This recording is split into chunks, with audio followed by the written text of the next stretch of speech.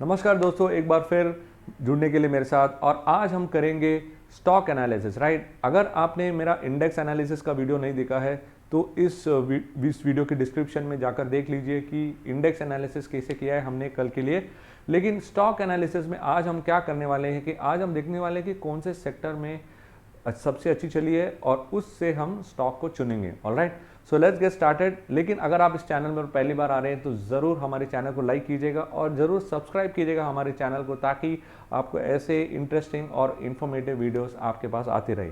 Right, with that let's get started. और पहले मैं आपको ले चलूँगा इनटू आवर एंटायर एनालिसिस। और पहले हम देखेंगे कि जो मार्केट की जो चाल है, okay right.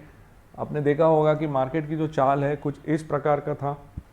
You can see here none of the sectors actually did well barring the construction sector. Okay, construction sector के अलावा और कोई sector did not really do much well. So now when you take a look at the construction sector और आप देखेंगे कि उसमें okay you can see here that Godrej property construction sector के अलावा बाकी कोई सेक्टर में उतनी मूवमेंट नहीं देखी। और आप देखेंगे कि यहाँ पर जो गोदरेज प्रॉपर्टी है, Godrej property moved up by 8.7%, right. And then the next best was DLF. Okay, DLF also moved quite well. और उसकी वजह से इन दोनों स्टॉक्स में से मुझे चुनना था कि कौन से स्टॉक्स में हम काम कर सकते हैं। तो मैंने क्या किया कि मैं चले गया इनटू माय स्टॉक एनालाइजर। और स्टॉक एनालाइजर में जाके देखा कि कौन से स्टॉक में थोड़ी मूवमेंट की और जगह है। और मैंने देखा कि intraday as well as multi day, okay, intraday as well as multi day में दोनों में स्ट्रॉन्ग बाय नज़र आ रहा है, मुझे दोनों में स्ट्रॉन्ग बाय नज़र आ रहा है। तो मैंने सोचा कि क्यों ना इस स्टॉक को हम एनालाइज करते हैं और देखते हैं कि इस स्ट्रॉन्ग बाय का जो सिचुएशन है उस पर हम काम कैसे करेंगे। Alright, now you can take a look here कि ये जो ओवरऑल मूवमेंट है वो काफ़ी अच्छी है, right. And you can see here that intraday as well as multi day दोनों में अच्छी खासी पॉजिटिव स्कोर आ रहे हैं। So we can definitely consider this stock for the next 2 to 3 days, right. तो अगर हम इस डीएलएफ को कंसिडर करने वाले हैं तो यहाँ पर देखिए कि मल्टी डे, इंट्राडे और मल्टी डे दोनों पे लॉन्ग के संकेत आ रहे हैं in new trader, which is a very good sign. So how can we participate in this, right, how can we participate in this? We can participate in this by finding out some suitable cluster levels, right?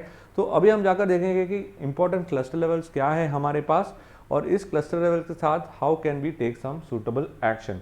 So now the first thing what I want to do is I want to first find out what are the important zones which we can target. Okay, so now when you go and take a look at the kind of movement which has happened in DLF, okay, you know that DLF ने एक अच्छी खासी movement दिखाई है and the kind of movement which we are going to target, right? You can see that the entire movement has been giving us we are searching for a pullback zone. So मैं पहले ढूंढूंगा कि मेरे pullback पे क्या levels है, right? I always like to buy on pullback and I find that on a pullback zone, okay, on a pullback zone I am getting one zone on a pullback level at 384, which is tying up with your multi-day R1. So R1 pullback is a very good buying opportunity. R1 pullback is a very good buying opportunity. So अगर आपको एक pullback opportunity दिखाई दे and आपको R1 level के साथ एक cluster level मिल जाए, so this will be a very good demand zone. This will be a very good demand zone. Now you are seeing that there has been a very good move in DLF, right? DLF में अच्छी खासी रणनीति हम देख रहे हैं। तो अगर ये रणनीति जो है, okay, if it were to cross 407, so this is an important trigger point, right? अगर ये 407 क्रॉस कर जाए, so then there is a very big opening in DLF, almost targeting its nearest highs. So nearest highs आ रहा है somewhere in the region of 417. तो मैं मानकर चल रहा हूँ कि 414 जो है और 417 जो है उसका मल्टी डे का जो हाइज है, so this will be your first supply point. ये हो जाएगा आपका पहला supply point and this will be your demand point. So now to for DLF to action it has to ensure that it crosses 408. अगर एक pullback आ जाए तो ये होगा उसका डिमांड जोन और ये होगा उसका supply zone. So around 414 to 417 would be its target on the upside. और नीचे की तरफ पुलबैक आ जाए टुवर्ड्स 384 विल बी इट्स उसकी पुल बैक जोन होगी। नाउ आते हैं अभी हम कि यहाँ पर हम कहाँ पर रिस्क रखे, right, where can we keep the risk. So now when you want to talk about the risk, okay, let's see what is the risk area. Okay, now when you talk about the risk area, so ये यहाँ पर जो है, okay, it is in close type with the pivot of this, so this will be your risk below 375।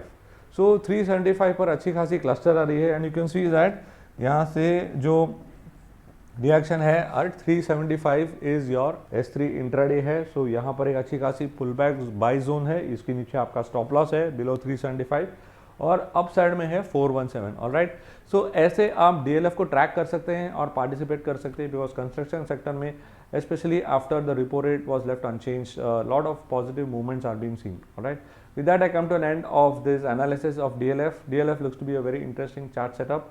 इसे ज़रूर देखें और इस तरह हम एनालाइज करते हैं, बिना चार्ट देखे आप एकदम आसानी से एनालाइज कर सकते हैं नियो ट्रेडर को रख के, क्योंकि नियो ट्रेडर में काफ़ी सारी इंटरेस्टिंग चीज़ें बनाई हैं और जिससे आप आराम से काम कर सकते हैं। Thank you so much for watching this video. Have a good day, stay safe, stay healthy. This is Raja Venkatraman signing off. And before you end this video, do not forget to subscribe to our channel and also share this video with as many people as possible so that they know exactly how to analyze a chart in a step-by-step manner.